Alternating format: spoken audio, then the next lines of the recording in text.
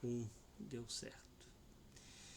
Então, boa tarde, então, mais uma vez. Espero que vocês estejam bem para a nossa aula de número 10, nosso estudo número 10, que tem como tema aí o batismo de crianças, né, no nosso curso para catecúmenos. Nós vamos iniciar com uma oração e em seguida damos prosseguimento aqui então. Oremos. Bondoso Deus e eterno Pai, obrigado mais uma vez em nome de Jesus pela oportunidade que nós temos de estudar a Tua Palavra, estudar os Teus desígnios, o Teu conselho para o Teu povo, Deus. Graças te damos por essa oportunidade que temos, ó Pai, de fazer isso mesmo distantes pessoalmente uns dos outros, mas através dessa tecnologia podemos, ó Pai, encurtar essas distâncias.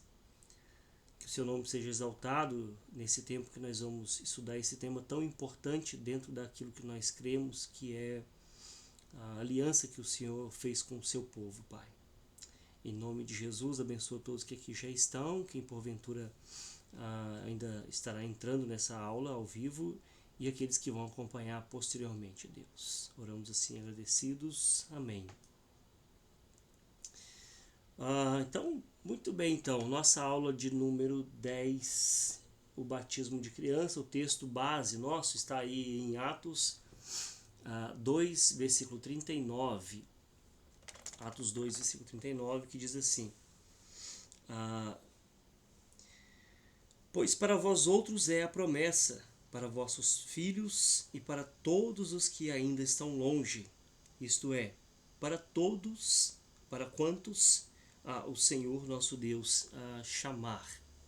Então esse texto aqui, esse versículo está no contexto de Atos capítulo 2, quando o Espírito Santo é enviado no dia do Pentecostes, e os discípulos recebem ali o Espírito Santo, começam a falar em outros idiomas, as pessoas que estão ali não conseguem entender e perguntam para Pedro o que é que estava acontecendo. Pedro então diz que aquilo era simplesmente o cumprimento de uma profecia lá de Joel. E entre as nuances da profecia, né, porque a profecia, ela, às vezes, ela tem um caráter múltiplo, um dos seus aspectos é justamente que aquilo que estava acontecendo era o cumprimento dessa promessa, onde o Espírito Santo seria derramado, inclusive, sobre os filhos, né? Para vós outros é a promessa, para os vossos filhos e para todos os que ainda estão longe.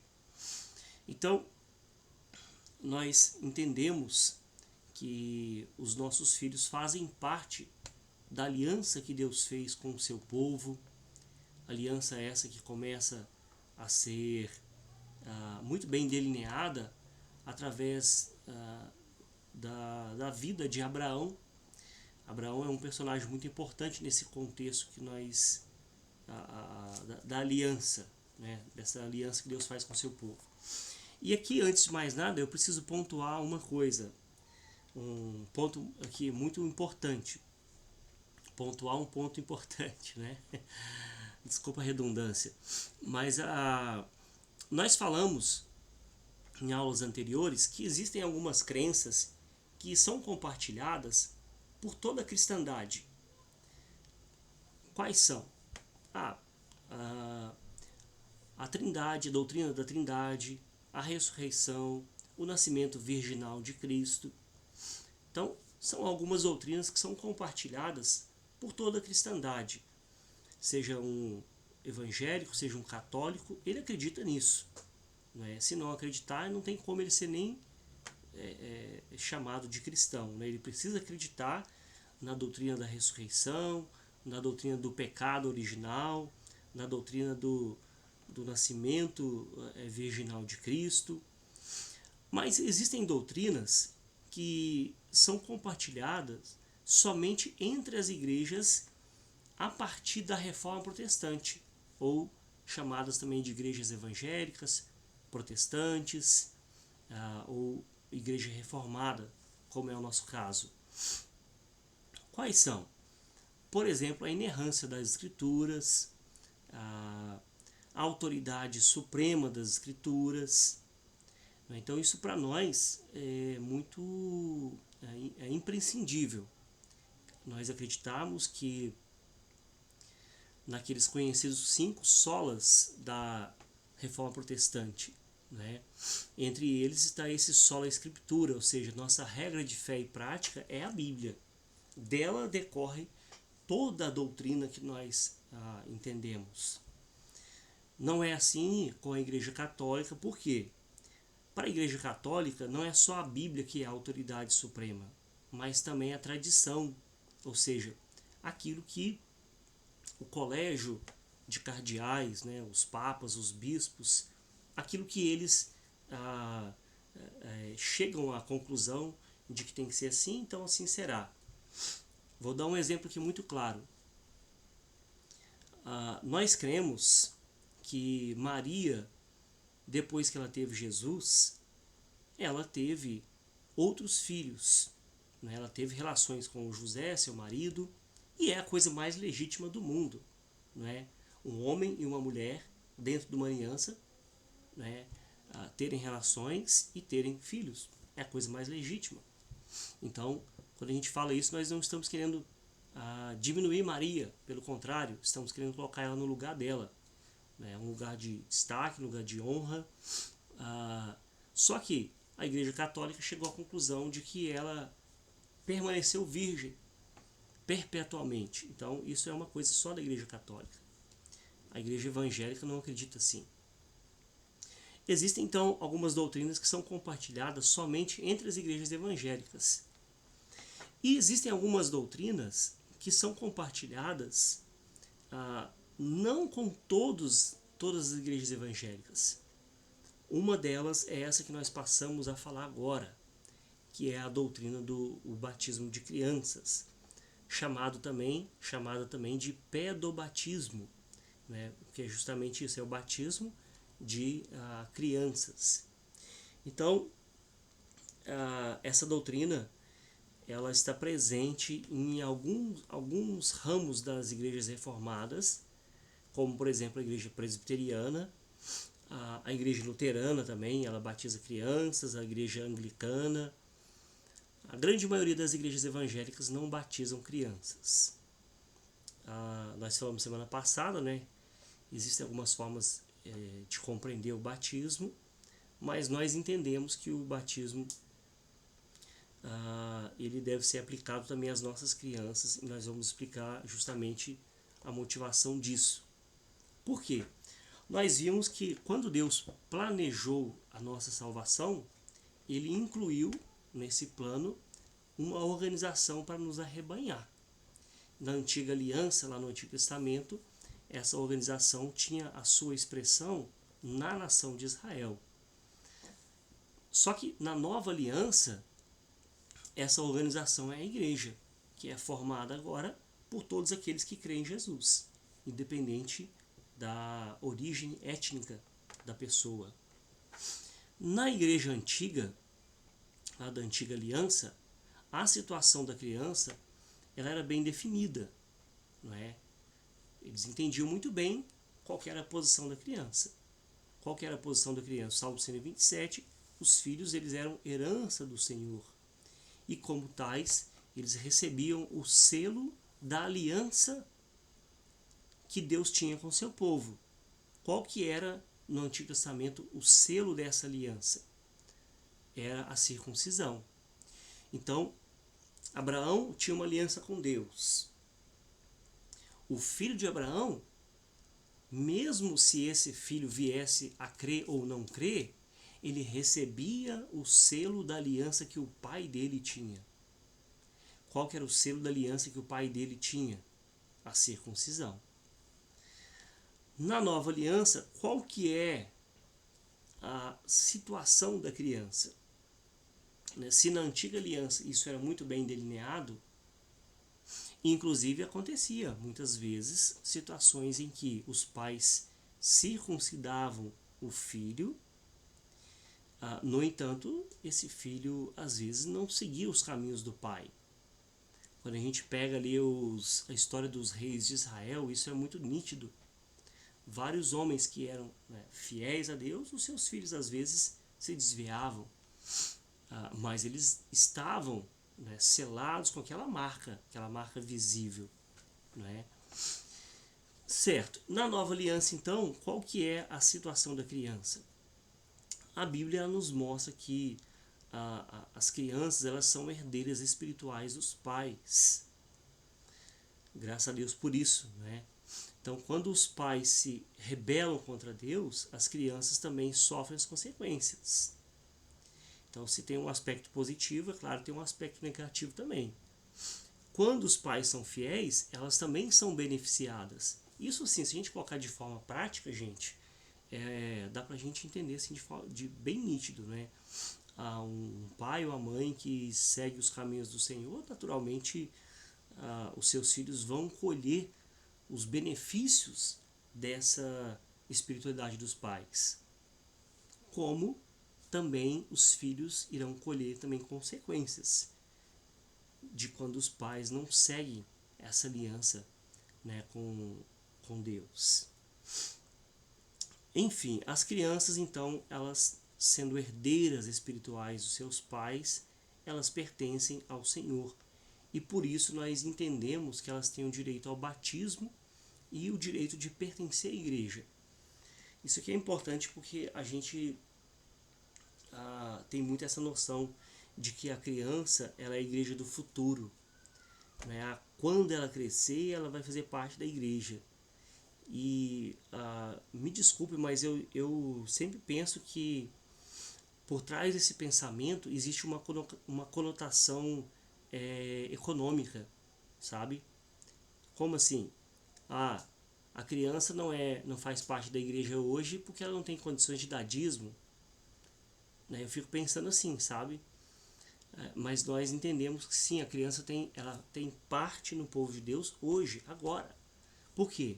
Porque elas recebem essa herança espiritual dos pais. Elas estão sendo criadas nesse contexto onde os pais têm uma aliança com Deus. Então, naturalmente, se os pais colhem as bênçãos dessa aliança, as crianças também vão colher, né, por consequência.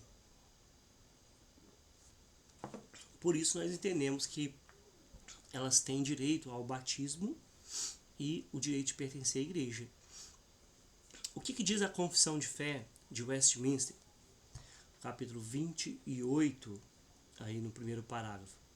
O batismo, ele é um sacramento do Novo Testamento instituído por Jesus Cristo, não só para solenemente admitir na igreja a pessoa batizada, mas também para servir-lhe de sinal e selo do pacto da graça e da sua união com Cristo, da regeneração, da remissão dos pecados e também da consagração a Deus, né, por Jesus Cristo, a fim de andar em novidade de vida.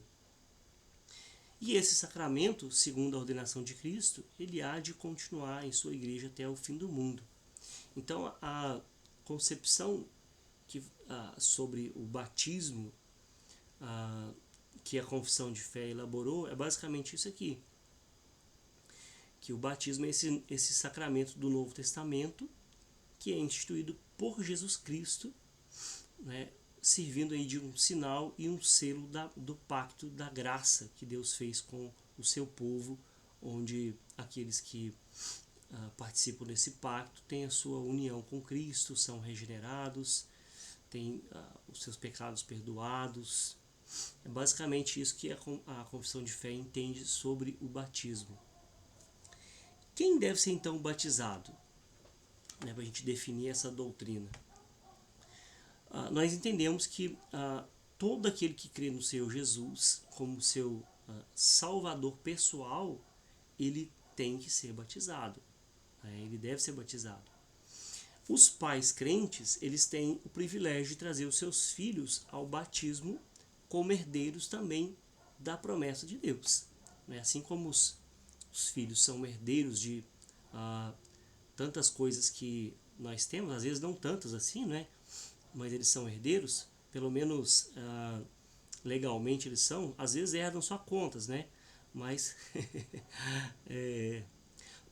no que concerne a nossa espiritualidade, eles também são herdeiros, né? E aqui a gente pode até fazer uma comparação interessante, né? De que quantos filhos recebem ali uma herança dos pais e eles dissipam essa herança, né? Eles não sabem administrar essa herança. Com respeito à salvação é a mesma coisa, a espiritualidade. Às vezes os pais recebem uma boa herança os filhos recebem uma boa herança dos pais, mas eles não seguem as pisadas dos pais, ou seja, não administram bem essa herança e acabam se distanciando, né? Mas nós entendemos que, como eles são herdeiros dessa promessa de Deus, eles devem ser batizados. E como é que deve ser o modo do batismo? Nós entendemos que o batismo ele é um sinal externo de uma graça interna, né? Já que ele é um selo visível, então ele é um sinal externo de uma graça interna que acontece no coração.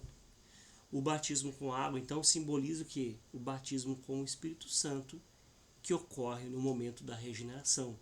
Então, a criança vai ser batizada, externamente falando, ela recebeu o selo. Internamente falando, isso vai acontecer em algum momento da vida dela, né? Pelo menos assim que nós cremos, né? E oramos para que isso aconteça, porque há uma participação quando os pais batizam, né, trazem seus filhos para serem batizados. Há uma promessa que os pais fazem, a promessa de ensinar os filhos, orar com eles, né, levá-los à igreja. Então, a ideia é que eles participam, né, desse agir de Deus na vida dos seus filhos, para que no momento oportuno, designado por Deus, o Espírito Santo venha regenerar o coração dessa criança e aí ela passa a receber o batismo interno, não somente externo agora. Qual que é a importância desse assunto? Vamos pensar um pouco sobre isso. Os irmãos me perdoem que hoje eu estou um pouco a voz danificada aqui, a garganta. Mas vamos lá. Existem algumas questões controversas relacionadas ao batismo de criança e ao modo, né, que acontece o batismo. Por exemplo, os nossos irmãos batistas e pentecostais, que é a grande maioria do nosso contexto, eles não batizam crianças e também só reconhecem o batismo por imersão. Nós falamos disso na semana passada.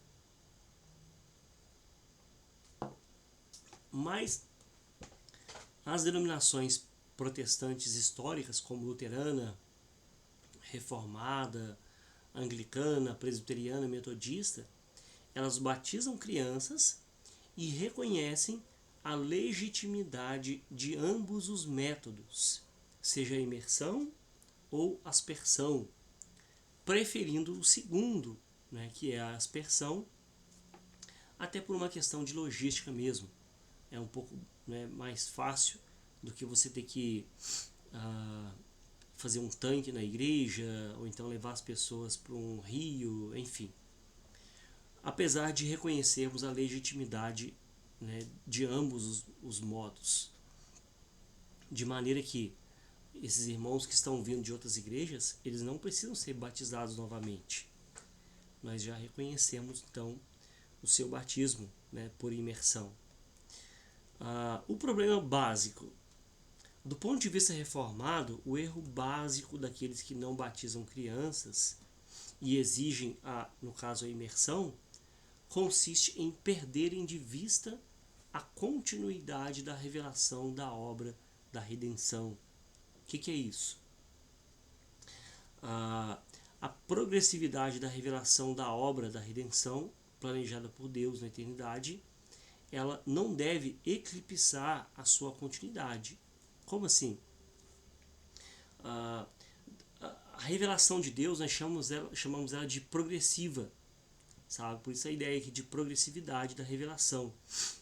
Deus, ele falou que ia salvar o seu povo. Isso começa lá em Gênesis capítulo 3, versículo 15, e vai culminar na pessoa de Jesus, na obra de Jesus. Mas até lá você tem um longo espaço onde essa revelação progressivamente está sendo dada aos seus servos, né, ao povo de Deus. De maneira que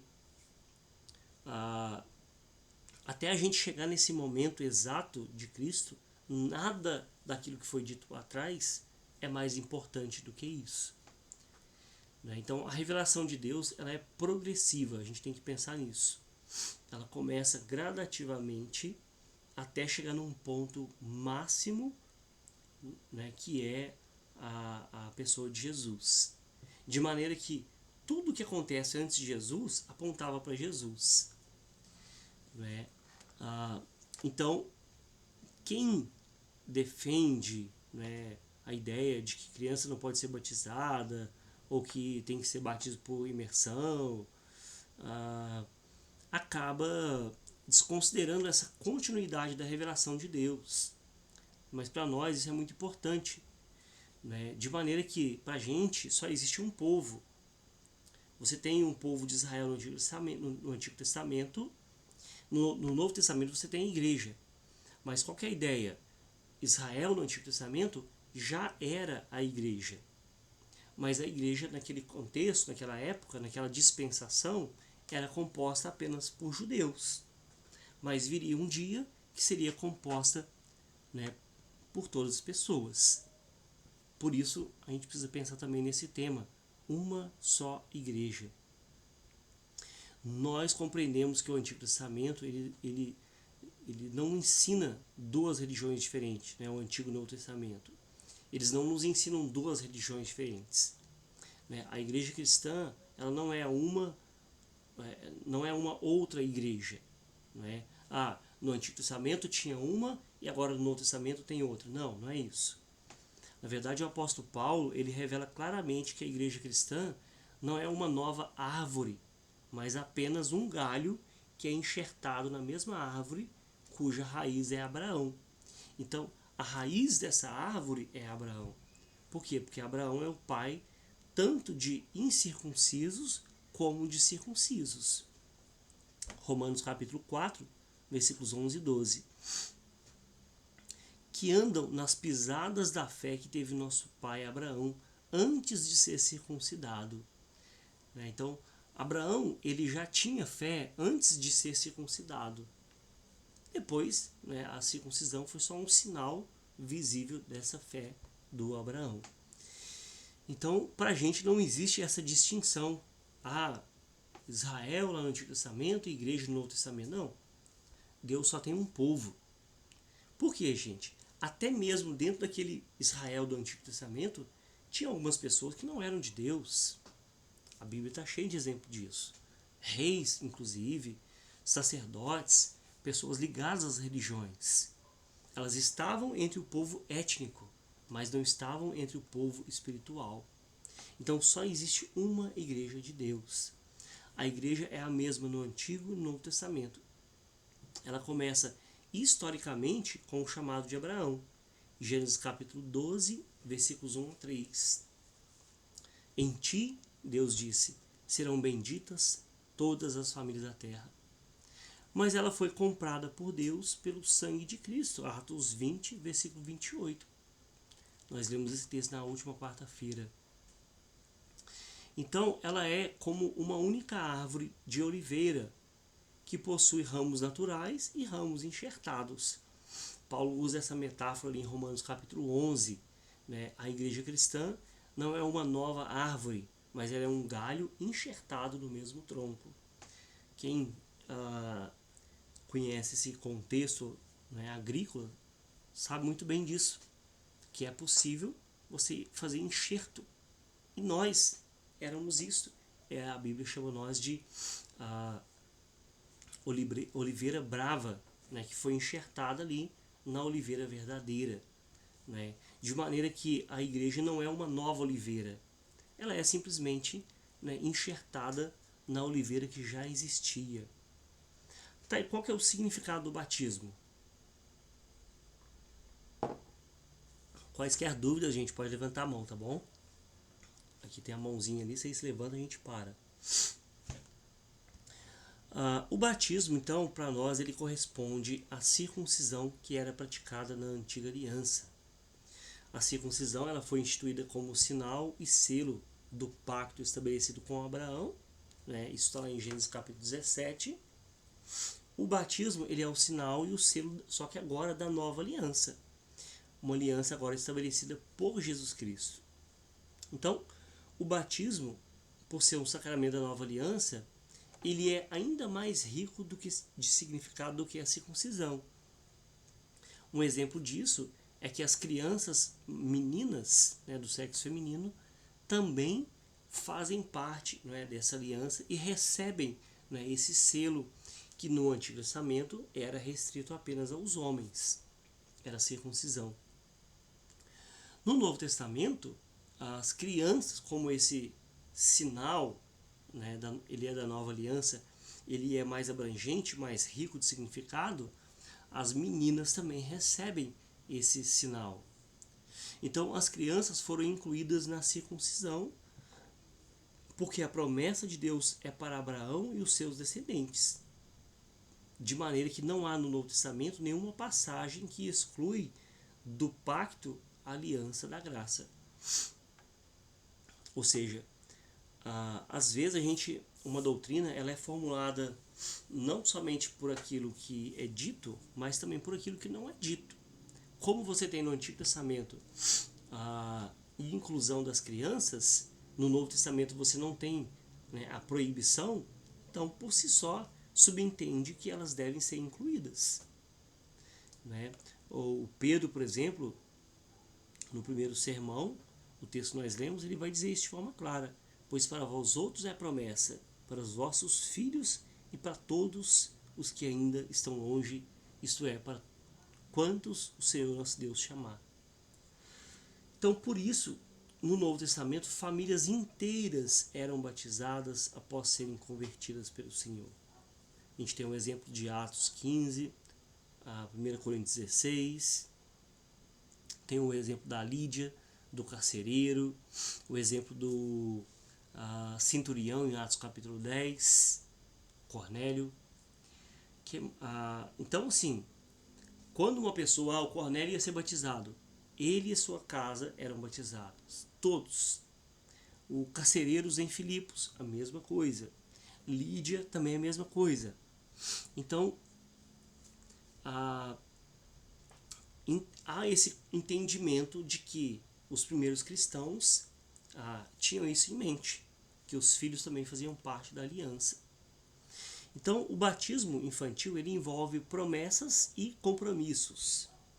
Quais são? Na aliança da graça, Deus quer salvar a família, né? Isso é óbvio. Ou seja, ele quer ser o nosso Deus e o Deus dos nossos filhos. E para que isso aconteça, os pais então assumem no ato do batismo do seu filho o compromisso de viver e ensinar a Bíblia para eles. Infelizmente a gente sabe que nem sempre é assim na prática. Mas publicamente os pais se comprometem com Deus e a igreja de ensinar a Bíblia para os filhos. A tarefa dos pais, então, é criar os filhos na palavra de Deus, orando para que Deus cumpra fielmente a aliança de converter os filhos. Né? Então, os pais têm uma função nessa aliança: ensinar, serem eles mesmos testemunhos, né? Ou seja, viver a palavra, para que Deus possa cumprir a sua aliança com os seus filhos. Alguns pais acabam perguntando: o que eu vou ganhar batizando meus filhos? Quais são os benefícios que eles poderão receber se nem consciência eles têm do que está acontecendo? Realmente, né, as crianças não têm consciência. Só que na antiga aliança, as crianças eram circuncidadas no 8º dia, ou seja, elas também não tinham consciência do que estava acontecendo. Como que a gente vai perguntar para Abraão, você circuncidou o teu filho Isaque ao 8º dia? Ele, sim. O que o Isaac falou? Não falou nada. No 8º dia ninguém fala, né? Mas ele seguiu ali o mandamento de Deus. Estaria, porventura, Deus equivocado em condenar, ou em ordenar a circuncisão? Claro que não, né? Óbvio que não. Mas a pergunta correta deveria ser: o que o meu filho ou filha vai perder se não for batizado? Né? Então, essa que deve ser a pergunta. Por quê? Na antiga aliança, a criança que não fosse circuncidada, ela era excluída do pacto. Ela não pertencia mais ao Senhor. Por quê? Porque ela não tinha um sinal visível. Por analogia, nós somos levados também a concluir que os pais que não apresentam os filhos ali para o batismo, eles estão fazendo o quê? Estão excluindo as crianças dessa nova aliança. Então, já que na antiga aliança as crianças faziam parte do pacto, na nova aliança nós entendemos que quando os pais não trazem os filhos para serem batizados, eles estão tirando as bênçãos dessa nova aliança da vida de seus filhos. Então, os pais que não apresentam seus filhos para o batismo estão colocando-os na mesma condição dos filhos daqueles que não têm Jesus como Senhor Salvador. Como assim, pastor? Essa agora é pesada, né? A Aline, pode falar, Aline. Pastor, tá ouvindo? Tô ouvindo, pode falar. Nesse caso, os pais respondem diante de Deus pelos filhos? Que, por exemplo, o Jó, se eu não estou enganada, né? O Jó oferecia, na antiga aliança, sacrifícios em favor dos filhos dele, né? Aham. Pedindo perdão pelos pecados deles. Nesse caso, então, os pais respondem pelos filhos? Sim, eles são responsáveis, né? Igual a gente juridicamente é responsável pelos filhos, né? A gente tem essa responsabilidade diante de Deus. Por isso que no ato do batismo, quem faz as promessas são os pais. As perguntas que a gente faz são dirigidas aos pais, né? Ah, sobre se eles vão cuidar das crianças, né? Ensinar as crianças a ler, para ler a Bíblia. Tem algumas das perguntas aqui que a gente costuma fazer para os pais, só para você entender, que é basicamente o seguinte. Primeiro a gente faz algumas perguntas para os pais com relação à crença deles, né? Vocês creem em Deus Pai Todo-Poderoso, Criador do céu e da terra, né? Beleza. E aí depois vem as promessas. Vocês prometem que se o Senhor conservar a vida do filho de vocês até a idade da razão, vão instruí-lo na crença seguida pelo povo de Deus, como ensinado na Escritura? Então, os pais fazem uma promessa, né, diante de Deus, e até eles estarem aptos para decidirem por si sós, a responsabilidade é dos pais. Daí a importância de cumprir a promessa, não somente teoricamente falando, mas de fato viver a palavra, né? O que acontece muitas vezes, penso eu, é que muitos pais, a vida deles acaba sendo dissoante daquilo que eles dizem que creem, sabe? E aí os filhos vão percebendo a incoerência entre o viver e o falar, sabe? E aí isso gera uma confusão, o filho às vezes acaba esfriando na fé. Mas a princípio há uma responsabilidade sim, né, dos pais até os filhos atingirem uma idade, né, que eles possam compreender, né, de fato o que está acontecendo ali. Pode falar, Eduardo. Boa tarde, pastor. Tá me Boa tarde. escutando? Sim, sim. Tá, então tá. Beleza. Com relação ao batismo criança, a gente entendeu ali que é com relação a essa herança, né, que foi comentado. E, por exemplo, assim, então, na crença presbiteriana, se eu batizo uma criança agora, ela vai fazer parte da igreja, né? Então, eu entendi. Ou como uma inserção na igreja, ou também como um símbolo de fé, né? Mas, vamos dizer assim, ele foi batizado e ele não é convertido, por exemplo, ainda porque ele não tem consciência, né? E quando ele tomar consciência dos pecados dele, se arrepender, ele vai se batizar de novo como um símbolo de fé? Não. Ah, quando ele tomar consciência do pecado, né, se arrepender, aí vai acontecer o que a gente chama do batismo interno, que é o batismo com o Espírito Santo. E aí o que ele vai fazer? Ele vai fazer a sua profissão de fé, né? A gente chama de pública profissão de fé. Ele vai à frente na igreja e agora as perguntas vão ser feitas para ele, no sentido de que a fé que antes era a fé dos pais, agora ele está declarando que é a sua fé também, entendeu? Então a ideia é basicamente o que? Depois que eu fui ensinado, né, pelos meus pais desde criança, fui criado nesse ambiente do pacto, e uma vez tendo recebido Jesus, né, como meu salvador pessoal, agora eu quero declarar publicamente a minha fé. Então não é mais a fé do meu pai e da minha mãe, agora é a minha fé pessoal. Então primeiro ela recebe esse batismo, esse selo externo, né, do batismo externo, e depois ela recebe esse batismo interno, que é o batismo do Espírito Santo, que é também a conversão. Entendeu? Entendido. Então, esse ponto aqui, ele até o ano passado foi um pouco polêmico, né, na última turma. Deixa eu até explicar. Isso está lá no livro lá, né? Mas é importante, né, assim, enfatizar um pouquinho aqui. O que o autor do livro nós entendemos, né, que faz parte da nossa doutrina, né? Nós entendemos que os pais que não apresentam seus filhos para o batismo, os pais crentes, eles estão colocando os filhos dele na mesma condição dos filhos que não têm, né, os filhos daquelas pessoas que não têm Jesus como seu Senhor e Salvador. Como assim? Imagine comigo uma pessoa, o seu amigo do trabalho, que não é crente. Ele vai levar o filho dele para ser batizado na igreja evangélica? Não vai, não é?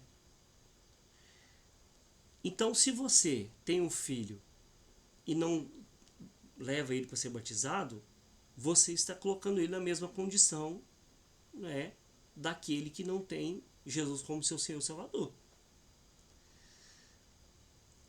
Ou seja, você também está negando, né, o sinal da aliança. Só que sobre aqueles que não conhecem o Evangelho, ou melhor dizendo, sobre a sua vida que já conhece o Evangelho, a responsabilidade é ainda maior. Né? Maior por quê? Porque você está nesse contexto da aliança. É idêntico à situação de um pai rico que não reconhece um filho. Né? Esse filho ele fica excluído da herança. Né?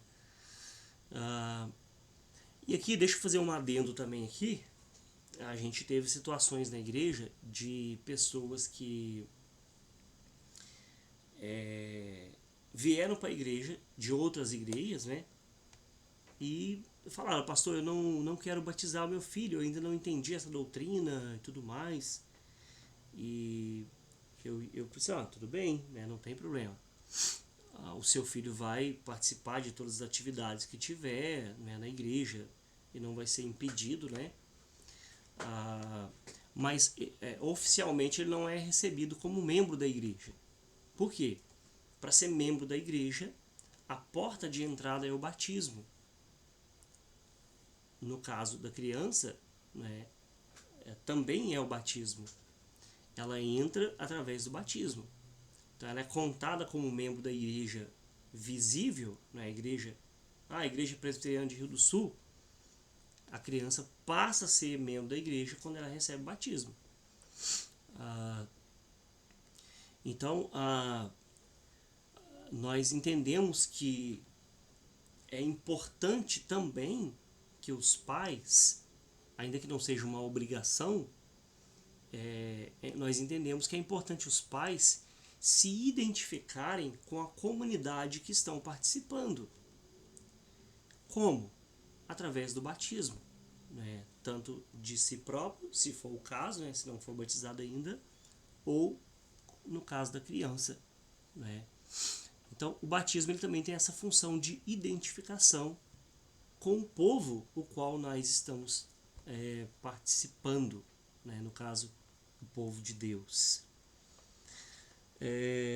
Deixa eu continuar aqui então.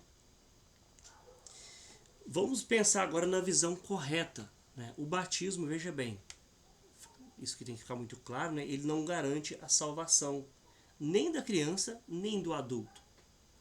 Isso é importante porque tem pessoa que vai usar esse argumento.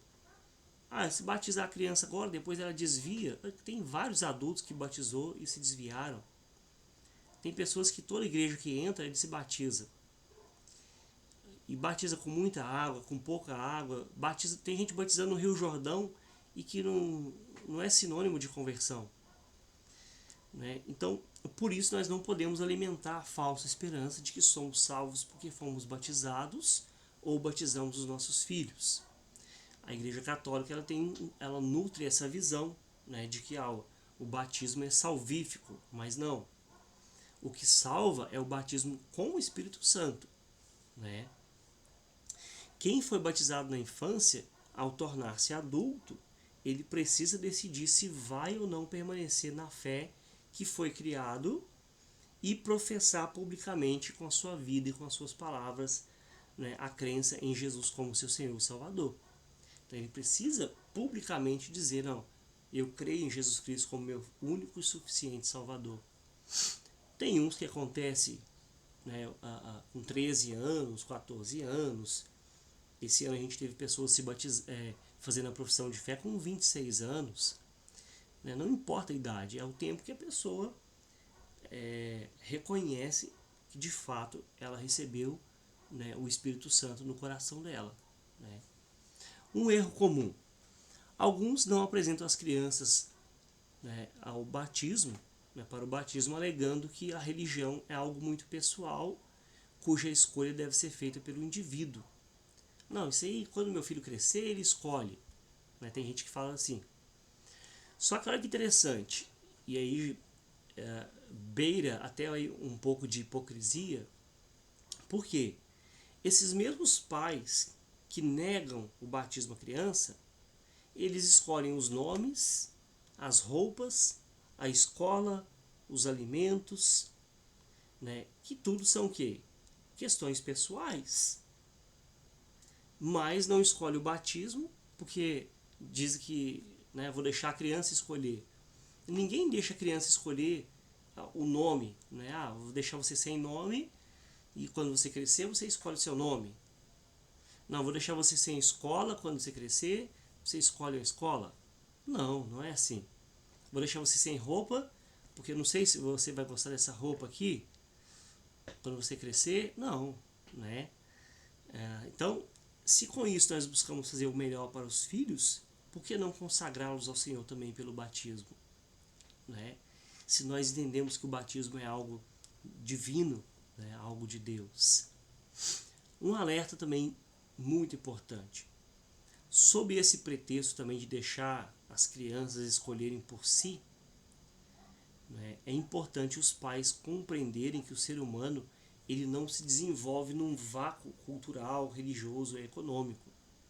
Pelo contrário, né? As crianças elas não estão crescendo numa bolha. Sempre vai haver influências que moldarão nossas escolhas e com os nossos filhos não é diferente. De maneira que se você não escolher para o seu filho, alguém vai fazer isso no seu lugar. Então quando você traz o seu filho para o batismo, é você colocando a sua autoridade delegada por Deus sobre a vida do seu filho. Né? Eu trago o meu filho para o batismo, por quê? Porque eu não quero que outro determine o que ele vai ser, como vai ser. Né? Então, como eu tenho autoridade sobre meu filho, juridicamente falando, eu também tenho espiritualmente falando. Então eu trago ele para ser batizado. Por quê? Alguém vai influenciar o seu filho. Se não for você, vai ser outra pessoa. Para a gente concluir então, nós concluímos que os filhos dos crentes hoje devem ser batizados. Isso simboliza que eles são separados para Deus. Né? E eles já nascem fazendo parte da igreja. Por quê? Porque eles são a semente santa. Né? Paulo vai dizer lá em 1 Coríntios 7 que os filhos, né, dos crentes, eles são santos. Né? Por quê? Porque eles já nascem nesse ambiente, né, onde os pais creem, né, e por crem vão ter hábitos diferentes, uma vida diferente. Então, no ato do batismo, os pais se comprometem a criar os seus filhos na palavra de Deus. E Deus graciosamente se compromete em cumprir a sua parte. Então, se Deus quis incluir as crianças no seu pacto, nós não temos o direito nem a autoridade de agir contrariamente à sua vontade. Né? E para aqueles que não aceitam essa prática, a gente, né, só coloca essa resposta ali de Deus em Romanos 9, versículo 20. Quem és tu, homem, para discutires com Deus? Né? Aquela interrogação de Paulo ali em Romanos. Quem és tu, homem, para discutires com Deus? De maneira que a gente entende que é necessário sim os pais que creem trazerem os seus filhos para serem batizados.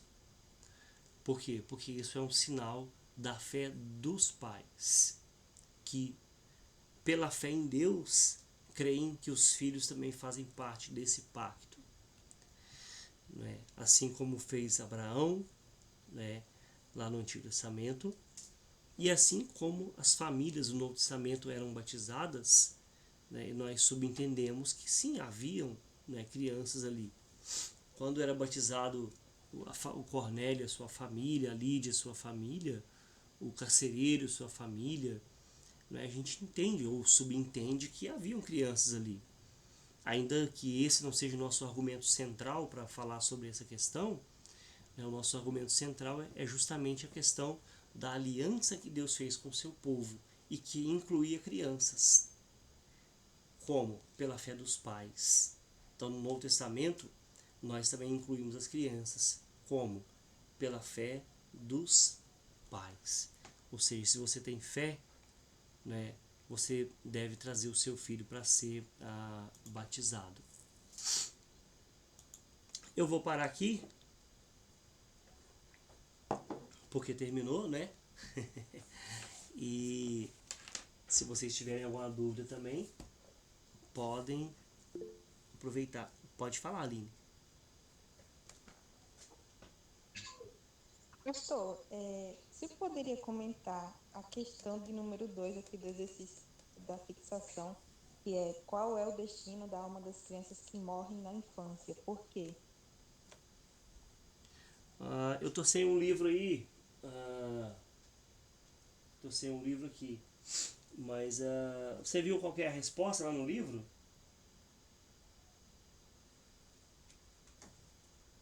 Eu tô sem o. Então, eu respondi, apaguei, porque no livro está dizendo que o batismo não garante a salvação. Só que Uhum. também tem uns trechos e fala que Jesus está se referindo também aos adultos. Deixa eu ver se eu acho aqui. Quem crê e for batizado será salvo. Daí fala assim, algumas pessoas, baseadas nesse texto, afirmam que as crianças não podem ser batizadas porque elas não têm condições mentais. Aí um pouco mais embaixo diz, se o texto se referisse também às crianças, teríamos que concluir que elas serão condenadas. Mas Jesus disse que delas é o reino de Deus. Eu não sei se tem outro lugar que fala mais. Qual que é a pergunta mesmo? Para onde vai a alma das crianças que morrem na infância? Uhum. Deixa eu ver se eu acho que eu tô... a resposta do livro aqui, tô vendo aqui, a Nairana colocou. Elas vão para o céu, porque elas são regeneradas e salvas por Cristo, mediante o Espírito que opera quando, onde e como quer. Veja bem, isso aí existe muita, vamos assim dizer, muita dúvida a respeito desse tema. Isso, é isso mesmo, Nairana.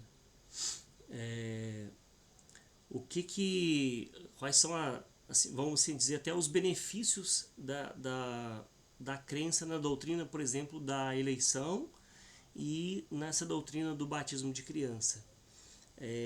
Vamos pensar assim, quem acredita que só pode ser batizado adulto, porque o adulto entende, né? O adulto entende, então então ele é batizado. E como que a gente faz com as crianças que têm alguma deficiência, por exemplo, mental, que não tem esse nível de consciência a ponto, né, de poder falar, eu creio em Jesus Cristo? Às vezes a pessoa, né, não consegue nem se expressar, né, vamos assim dizer, por causa de alguma deficiência. Né? Ela cresceu, né, mas ela tem alguma deficiência, então ela não vai conseguir se expressar. Nesse, nesse ponto, o credo batismo, ele é sectarista, né, pastor? Ele acaba excluindo as pessoas que foram submetidas, estão com alguma necessidade especial, né? Sim, é E isso o, mesmo. e o credo batismo, ele é inclusivo nisso, né? Porque você compreende que se Deus também limitou essa pessoa de crer, Deus também não há de, né, por algum motivo, Deus também não há de puni-la, né? Porque ela não, por ela não ter tido a oportunidade de uma profissão, né? Nesse sentido. Sim. Então, aqueles que acreditam nesse credo batismo, né, que só vai batizar quando criança, quando adulto, porque tem a possibilidade de falar, é isso que o Ivan falou. Eles acabam sendo excluindo essas pessoas, né, que são as pessoas deficientes, né, e uma série, a criança que morreu antes de se tornar adulto, né, e uma série de coisas. E nós entendemos que não, né, já que ela foi batizada, né, nós entendemos que o destino dela é o céu, né, Pela fé dos pais, né? pela, Nesse sentido, né? Pela aliança dos pais para com Deus, né? isso, pela aliança dos pais que, né, foi selada inclusive com o batismo, né. Agora essa pergunta especificamente, vamos supor a criança que de alguém que não é crente. Eu vou, por exemplo, eu tive uma experiência de fazer o velório de uma criança que nasceu morta e não era de pais crentes. Eu confesso assim, que eu fiquei bem abalado, né? E é onde que a gente entende aquilo ali, né? Que o espírito ele opera onde quer e quando quer, como quer, né? De maneira que, né, por um lado nós cremos que se essa criança foi eleita de Deus, ela vai estar com Deus, né? Independente se ela tinha um dia de vida ou 100 anos de vida, né? Se ela não foi eleita de Deus também, porque a eleição não é com base naquilo que a criança faz, né? Se a eleição é antes, lá na eternidade, ela não é com base naquilo que a gente faz, né? É com base na soberania de Deus, ou seja, Deus pode eleger quem ele quer e quem ele não quer, né? Mas aí é o negócio de você, por exemplo, no meu caso ali, quando você está num velório, você não entra num assunto desse, né? Você fala muito mais da misericórdia de Deus, né? Que mediante o Espírito Santo opera como quer e quando quiser, né? Do que necessariamente entrar numa questão teológica que não vai trazer nenhum consolo para quem desconhece, né, completamente as doutrinas, né? Mas eu sei que é uma questão bem, vamos dizer, até polêmica, né? Nesse sentido, de pessoas de pais que não são crentes, né? E dos seus filhos que morrem ali antes de qualquer contato com a fé, né? Mas a gente entende que se forem eleitas de Deus, né, de forma inequívoca, elas estão junto com Deus, né?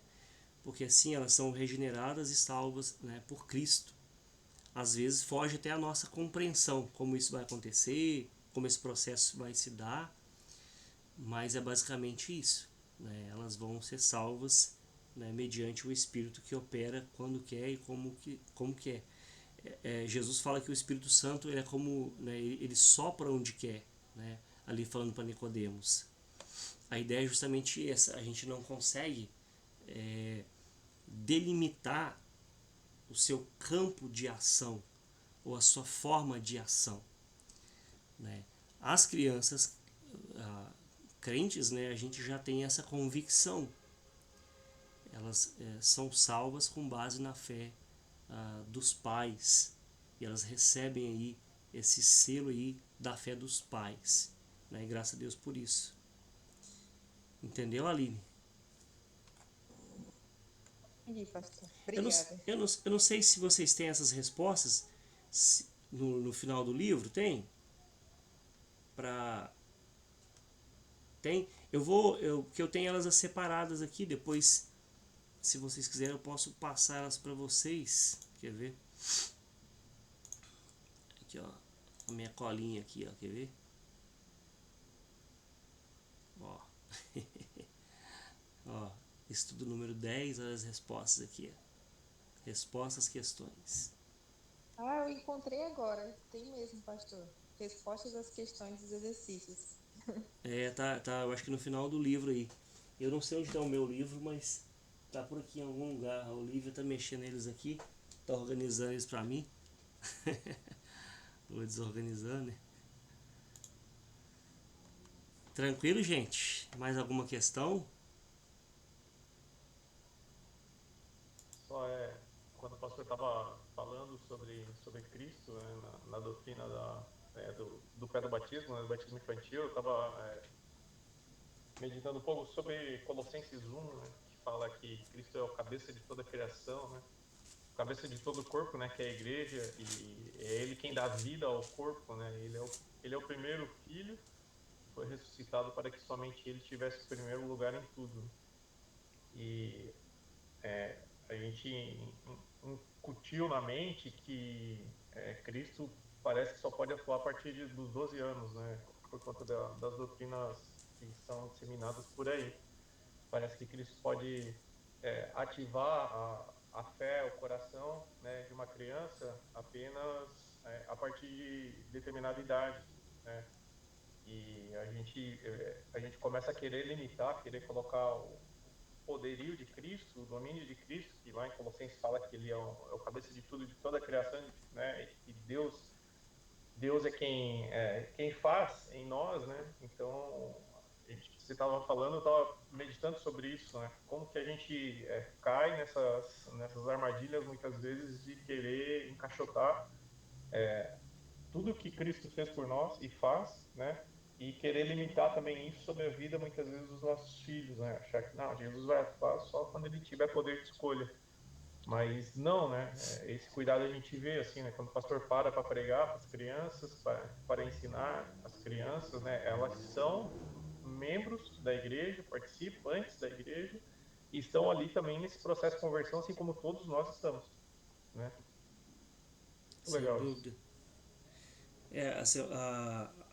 Assim, a gente entende que essa doutrina da aliança ela é muito mais inclusiva, até mesmo a administração do batismo, nós falamos semana passada por aspersão, justamente porque as igrejas vão fechando, costurando o véu que Jesus rasgou. Quando você impõe um meio de batismo, tem que ser por imersão. Gente, é um absurdo uma coisa dessa. Por quê?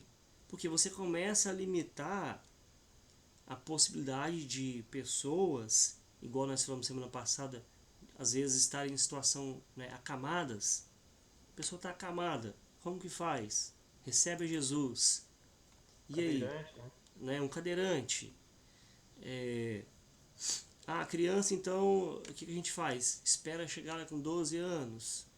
Poxa vida, são formas de limitar, né, esse poderio, né, que o Ivan destacou aqui de Cristo sobre todas as coisas. Então a gente tem que pensar muito sobre essas situações onde muitas igrejas acabam não levando em consideração o fato de serem sectaristas, o fato de estarem fechando, né, as portas do reino de Deus, impossibilitando que outros, né, participem. Quando tiver com 12 anos. Isso é fruto, inclusive, de também, né, da ação do iluminismo, que coloca a razão, né, como sobrepondo, né, a fé, a emoção, né, e tudo mais.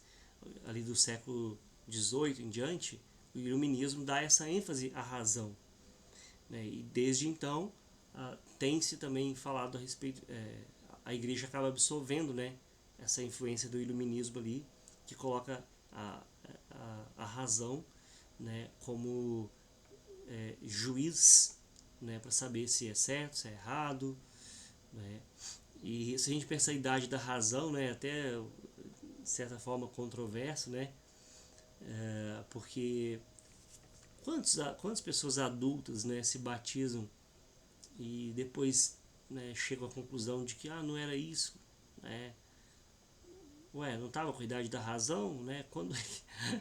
Quando é que vai chegar então essa idade da razão, né? Então acaba limitando o poder também da fé, né, dos pais que creem, né, que os filhos, eu creio que o meu filho é um eleito de Deus, então eu vou criá-lo como tal, na doutrina, na administração do Senhor. Eu vou ser um exemplo de fé, né, para ele, né? Então a parte que cabe a mim, né, aos pais, ela deve ser executada na esperança de que Deus vai cumprir a sua promessa para com os filhos. Amém, meus irmãos? Podemos encerrar por aqui hoje? Sim, pastor. Que bom, pessoal aí deu um like. A Aline tá lá no Nordeste, Aline? Tô, pastor. Vou embora dia 22 de setembro. Eita, tá longe, hein? É. Calor. Calor, né? Que bom. Gente, lembrando que a semana que vem, então, a nossa aula é presencial, tá? Fica o convite aqui também pro... Já vou fazer isso ali no conselho, né? Pro Ivan, presbítero. Se quiser levar uma cuca, uma garrafa de café, eu garanto, tá bom? 4 horas, 4 horas, tá bom? Mesmo horário, ali na igreja. Vamos orar então com o Ivan? Pode ser? Amém. Oremos então. Senhor Deus e Pai, em nome de Cristo Jesus, nós nos colocamos diante de Ti, com nosso coração grato, Senhor, pelo entendimento, discernimento, Deus, por trazer clareza, Deus, luz a tantas coisas, Pai, que nós temos como questionamentos e dúvidas, Pai, por compreender mais também da Tua aliança, que nós estamos aqui porque o Senhor quis, assim o Senhor desejou, e assim nós queremos também que é para com os nossos filhos. Eles estão onde estão e seguirão os passos que o Senhor determinou, Deus, e nós seremos apenas instrumentos nesse caminho, instrumentos teus, Senhor. Pedimos, Deus, que nos ajude cada vez mais a compreender, Deus, da tua graça, da tua bondade sobre as nossas vidas, Deus, e guie cada um aqui, Senhor, que tenhamos final de semana, um resto de final de semana abençoado, Deus, escola bíblica amanhã, um culto à noite, Deus, cheio da tua graça e tua bondade. Entregamos tudo diante de ti, Pai. Te agradecemos, te bendizemos por esse tempo, abençoa cada um aqui, Senhor, abençoa seus familiares, seus filhos, Pai, em nome de Cristo Jesus, nós oramos, para teu louvor e tua glória. Amém. E amém. Amém. Amém. Boa tarde. Até mais. Deus abençoe. Um abraço a todos. Valeu, pessoal. Valeu. Um abraço. Um abraço, pessoal. Um abração.